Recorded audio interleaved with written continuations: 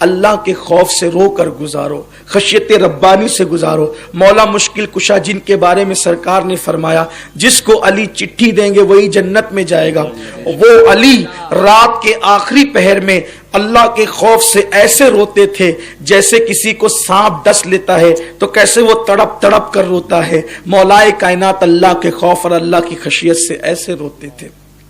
اب میدان محشر ہے، میدان محشر میں حضور علیہ السلام گنہگاروں کے صف میں کھڑے ہیں، یعنی جہاں گنہگاروں کی صفیں لگی ہے گنہگاروں کی صفوں میں حضور کھڑے ہیں۔ اب گنہگاروں کی صفوں میں حضور کیوں کھڑے ہیں؟ انہیں بخشوانے کے لیے۔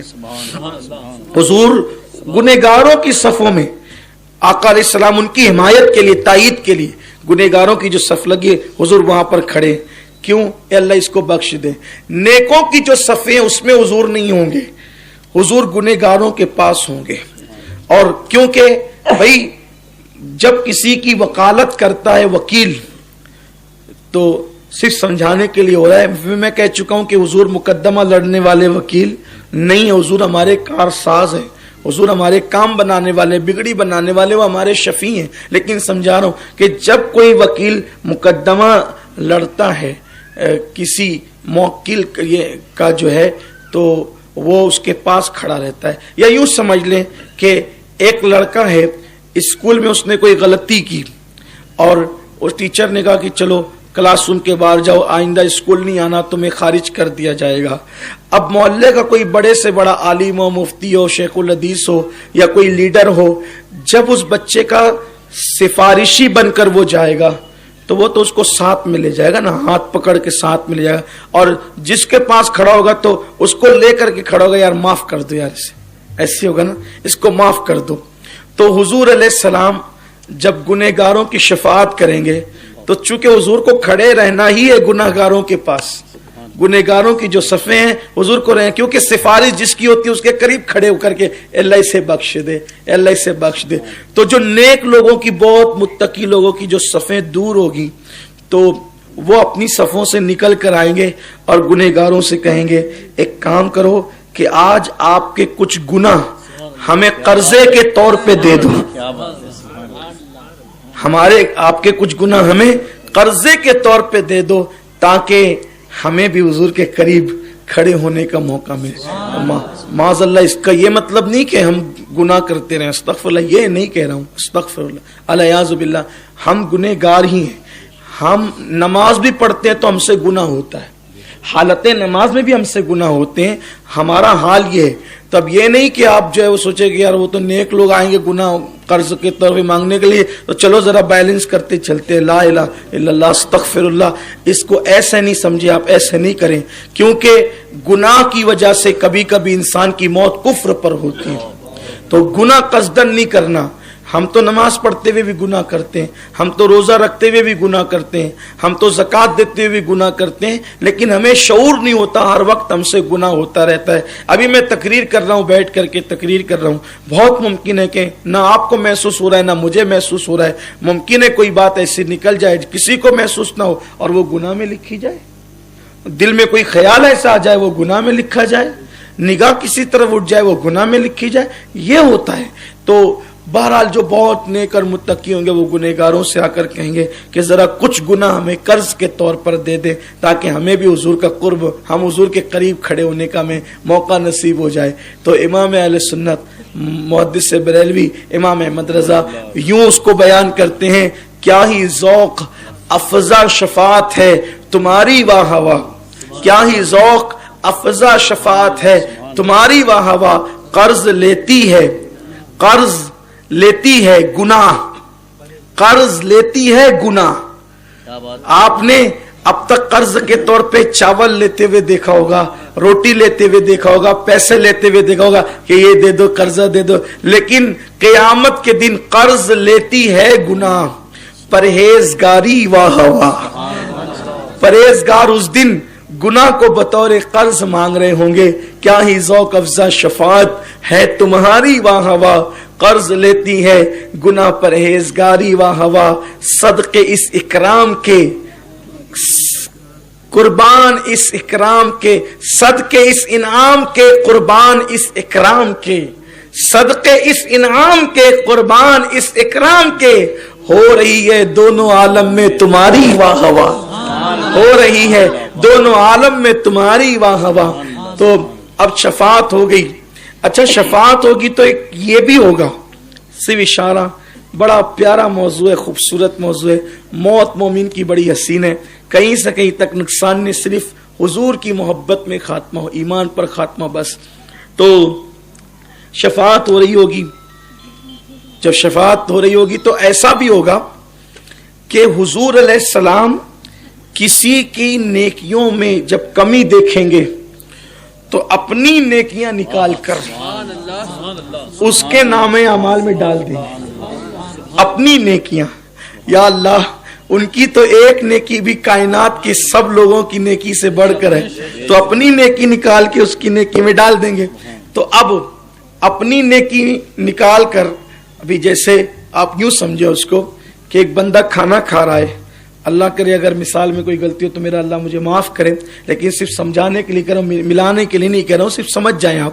ایک بندہ کھانا کھا رہا ہے، کھانا کھاتے کھاتے اس کا پورا موڈ ہے کہ اب میں نے کھانا ختم کر دینا ہے، اور آخری لقمہ جیسی وہ لے اور ادھر ادھر کسی سے بات میں مصروف ہو تو کوئی دوسرا بندہ اچانک سے کھانا اٹھا کر کے اس میں ڈال دے، تو وہ جیسے ہی دیکھے گا تو اس کو حیرت ہوگی، یہ کہاں سے آیا، کہ میں نے لیا تو نہیں، دیا کس نے، یہ کہاں سے آیا؟ بلا تمثیل، بلا تمثیل، بلا تمثیل، صرف سمجھانے کے لیے، ملانے کے لیے نہیں، کہ حضور علیہ السلام جب اپنی نیکیاں کسی کی نیکیوں میں ڈال دیں گے تو اب حساب ہوگا کہ تیری نماز کہاں ہے، تو وہ تو حیران ہوگا نا کہ میں نے تو فلاں مقام پہ پڑھی ہی نہیں، لیکن جب ادھر سے ملا دی گئی تو اس کے نام اعمال میں تو وہ بھرپور ہوگا نا، اس کا نام اعمال نے کیسے، ارے یہ کہاں سے آیا؟ تو اب اس کو استائے زمن کہتے ہیں، گناہ گار پہ جب لطف آپ کا ہوگا، اب میری طرف دیکھیں، اس کو شعر سمجھنے کے لیے میری طرف دیکھیں، شعر سمجھنے کے لیے میری طرف دیکھیں، گناہ گار پہ جب لطف آپ کا ہوگا، کیا بغیر کیا،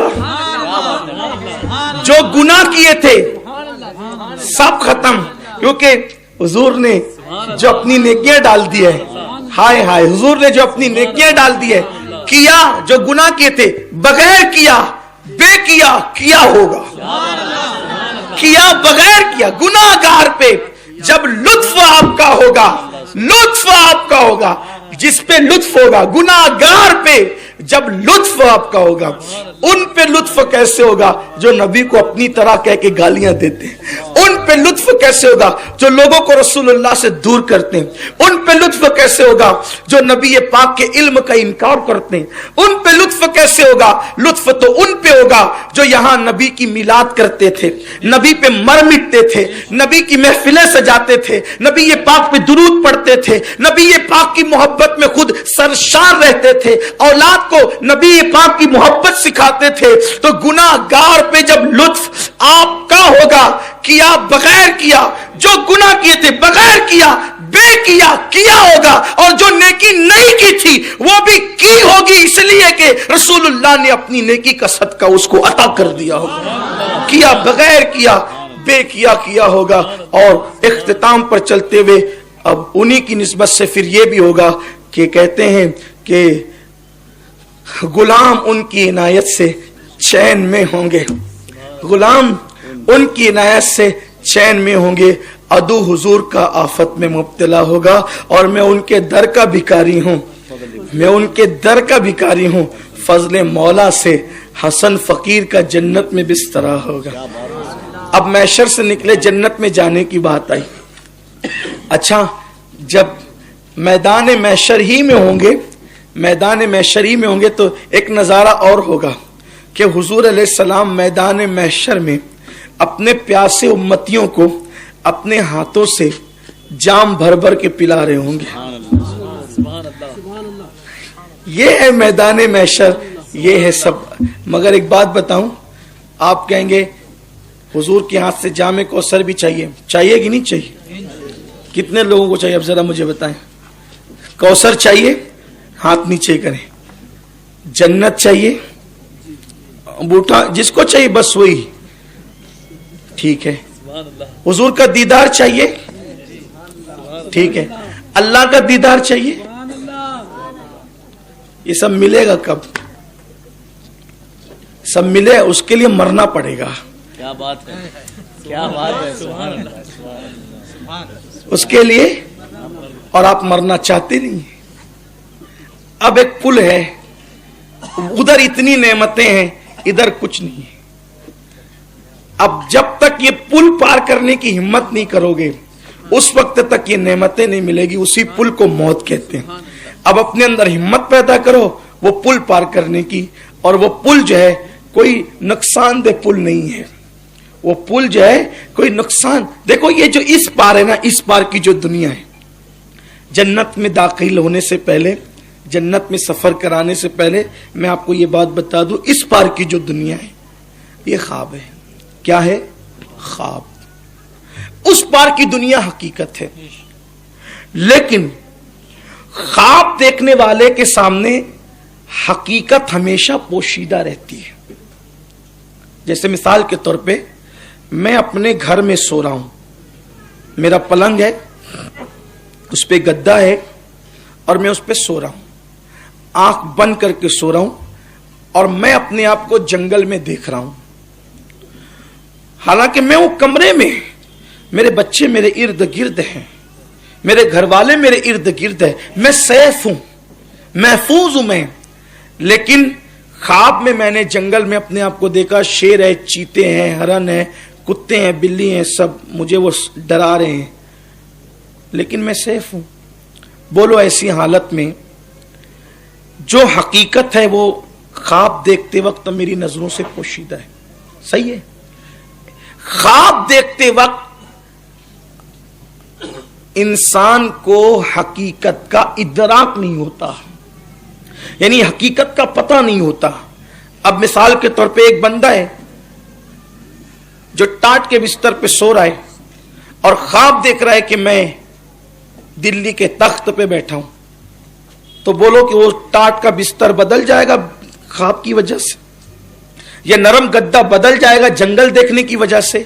مولا مشکل کشا سرکار علی کرم اللہ وجہ الکریم فرماتے ہیں یہ دنیا میں جتنے انسان ہیں یہ سب خواب میں یہ سب خواب دیکھ رہے ہیں، جاگتی آنکھوں سے خواب دیکھ رہے ہیں. ان کا خواب اس وقت ختم ہوگا جب موت سے ان کی آنکھیں بند ہوگی. ابھی ہم سب خواب میں، مجھ سے صوفی کلیم مل رہے ہیں، مجھ سے حافظ مقصود مل رہے ہیں، مجھ سے ہمارے یہ مل رہے ہیں، مولانا غفران مل رہے ہیں، یہ سب خواب ہے. آپ کو 3 بچے پیدا ہو گئے ہیں، یہ خواب ہے. آپ کی شادی ہو گئی ہے، خواب ہے. آپ نے جو ہے وہ BA D.Ed کی ڈگری لے لی ہے، خواب ہے. اب آپ کہیں گے آپ نے تو سب کو خواب بنا دیا، میں نے نہیں بنایا. حضرت